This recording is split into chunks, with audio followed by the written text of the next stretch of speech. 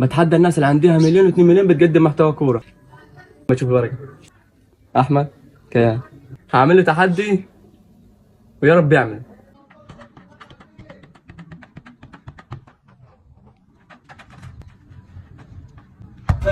مع انك شمال لازم التحدي سهل خالص. بص يا نجم مصر، مبدئيا كده انا هعمل معاك التحدي ده، بس عايز اعرف الناس حاجتين الاول. واولا، الراجل ده قال انا راجل لعيب كوره مش بتاع فري ستايل، يبقى المفروض لما يطلع يتحداني على اساس ان هو لعيب كوره وانا لعيب كوره، انا مش بتاع فري ستايل. تمام؟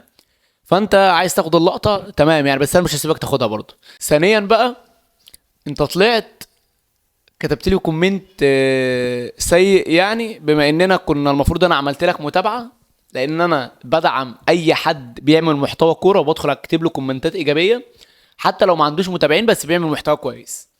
تمام؟ فانا كنت بدخل اقول لك عاش وبتاع، فانت دخلت كتبت لي كومنت سيء ولغيت لي المتابعه، فانا لغيت لك المتابعه. فالمفروض دلوقتي احنا ما بنتكلمش، فانت بتطلع تتحداني بناء على ايه؟ يبقى انت طالع بتلم ريتش. ثالثا بقى، انا هعمل لك التحدي دلوقتي، هحاول يعني رحم الله امرئ عارف قدر نفسه. انا ما اعرفش اثبت الكرة كده والكلام ده وعلى دماغي، يعني انا ما اتعلمتهاش وانا صغير الصراحه، ما كانوش بيعلموها لنا في الناشئين. هي عموما يعني ملهاش استفاده في الملعب بس للناس اللي بتتفرج. يلا نشوف كده هنعملها ولا لا.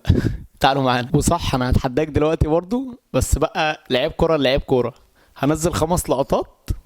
انت كنت المفروض بقى، انت كراجل لعيب كوره ومصور قبل كده وشايف لك كنت مصور، تنزل لقطات زيها او انت عملت حاجه شبيهه ليها يعني. واتمنى بقى، ده التحدي بتاعي، ان انت تطلع ترد عليا في فيديو زيه. اتمنى تخصص حاجه بس ترد عليها زي اللقطات اللي انا هنزلها لك. وطبعا يا نجوم مصر، لان انا مش بتاع فري ستايل فهرد عليه بحركه. وبدانا بالحركه الاولى دي، واكتبوا انتوا بقى في الكومنتات من الستايل بتاعه فيها شكله اجمل. اخدهم لكم حركه عشان اثبت لكم ان هي حاجات سهله بس محتاجه تمرين بس، مش يعني سهل جدا انا كلاعب كوره اتعلم الحاجات دي زي ما انتوا شايفين كده، يعني سهله وبسيطه ما فيهاش حاجه صعبه. ودي كانت الاولى، تعالوا نشوف الثانيه. يعني الرد عليك يا نجم مصر، ان انا ببساطه بتمرين 5 ايام اسبوع بالكتير قوي ممكن ابقى اجمد منك في الفري ستايل عادي خالص. ودي كانت الحركه الثالثه، والحركه دي كل اللي محتاجاه ان انت تتعلم تثبت بالكره بس كده وخلاص. وبكده بقى انا رديت عليك باسلوبك يا نجم مصر. تعال اتفرج بقى على التحدي بتاعي، واتمنى تنزل لقطات زيها. وهنزل لك لقطتين في الملعب ال11 ولقطتين في الملعب الخماسي. ودي كانت اللقطه الاولى، واتمنى نشوف لك حاجه كده على الخط زيها. ودي كانت اللقطه الثانيه فنت بجسمي، ودي واحده خماسي،